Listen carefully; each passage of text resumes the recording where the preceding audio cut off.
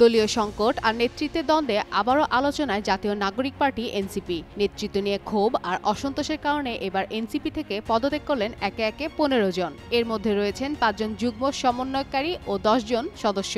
মঙ্গলবার রাতে নকলা সরকারি হাজী জাল মামুন কলেজ রোডের স্থানীয় একটি বাড়ির কক্ষে আয়োজিত সংবাদ সম্মেলনে এই ঘোষণা দেন তারা। পদত্যাগী যুগ্ম সমন্বয়কারী হলেন মনিরুল ইসলাম আরব, দ্বিতীয় মনিরুল ইসলাম মনির, তৃতীয় সিরাজুল ইসলাম সোহাগ, চতুর্থ রাশিদুল ইসলাম রাসেল এবং পঞ্চম জসিমউদ্দিন।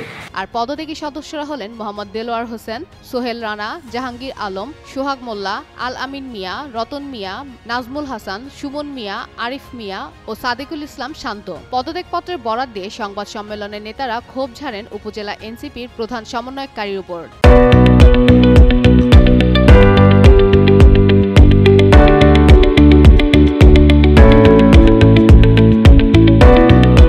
জানান, আত্মবিশ্লেষণমূলক চিন্তাভাবনার পর সম্মিলিতভাবে জাতীয় নাগরিক পার্টি উপজেলা সমন্বয় কমিটির পদ থেকে স্বেচ্ছায় পদত্যাগ করেন তারা। একই সাথে পুরো কমিটিকে প্রত্যাখ্যান করেন। এই বিষয়ে জানতে চাইলে এনসিপি শেরপুর জেলার কমিটির 1 নম্বর সমন্বয়কারী আলমগীর কবির বলেন, পদত্যাগের বিষয়টি তিনি সামাজিক যোগাযোগ মাধ্যম ফেসবুকে দেখতে পান। তারপর তিনি বিভাগীয় কমিটির সঙ্গে কথা বলেন। জেলা কমিটি বিষয়টি মূল্যায়ন করবে এবং পরবর্তী সিদ্ধান্ত নেওয়ার কথাও জানান তিনি।